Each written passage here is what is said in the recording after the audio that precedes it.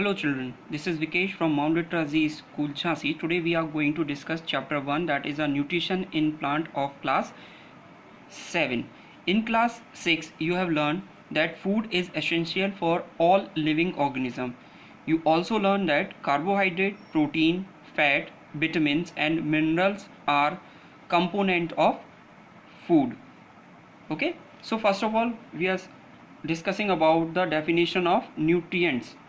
Nutrients are those components of food which are essential for our body for performing day-to-day activity.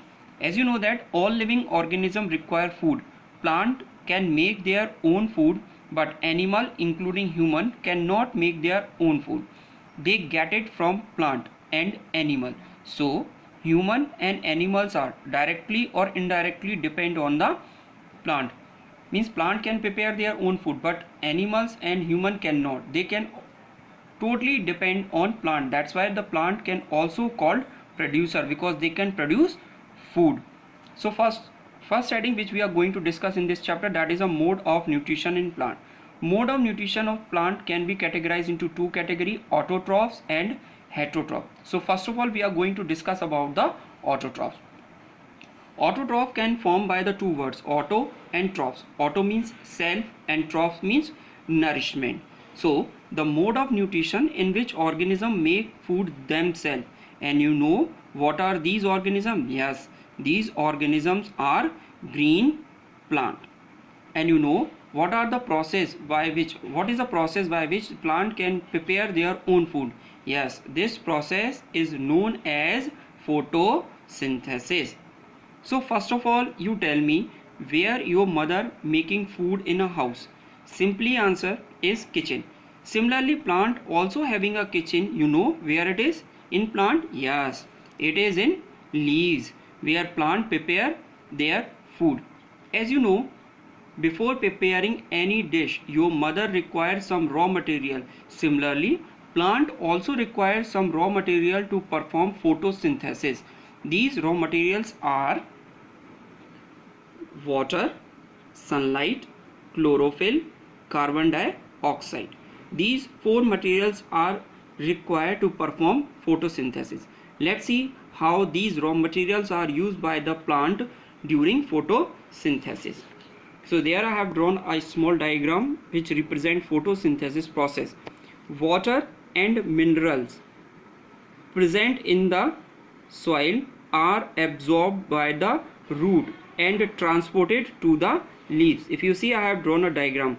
These water and minerals are absorbed by the roots and transported through the stem to the leaves.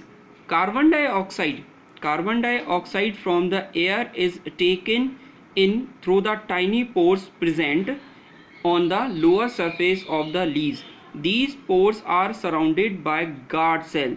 Such pores are called stomata. Water and minerals are transported the leaves by the vessels, which is tube-like structure, through the roots, the stem, the branches and the leaves. They are called xylem and phloem.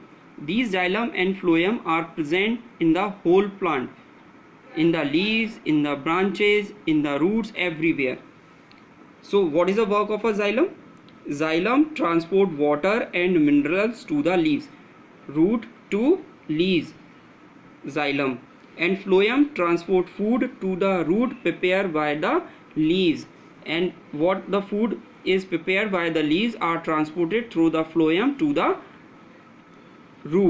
roots. Now we are going to discuss about how the stomata will work. Stomata are present in the lower surface of the leaves, as you know this. With the help of a root, water will transported inside the leaves, and this water also transported inside the guard cell. The guard cell will swellen up and open it, and as the stomata will open, the transport of a gaseous exchange will start from the atmosphere. The leaves have a green pigment. The leaf have a green pigment called chlorophyll. You know The color of a leaf, yes, it is green. But why it is green? Because of the pigment called chlorophyll, which is present inside the leaves. You know one more thing, what is the color of our blood? Yes, it is red. And why it is red? Because of the hemoglobin, which give them red color. That's why our blood is red in color. Similarly, the leaves are also green in color because of chlorophyll. So the chlorophyll help to capture the energy of sunlight, and this energy help to synthesize food from carbon dioxide and water. So we find out we require water, sunlight, chlorophyll, carbon dioxide to carry out photosynthesis. So children, today we have discussed what are nutrients. Then we have discussed the mode of nutrition, in which we have discussed about autotroph. Then we have discussed what is photosynthesis. Then we have discussed the raw material required to perform photosynthesis. Then we have discussed the working of stomata. Thank you.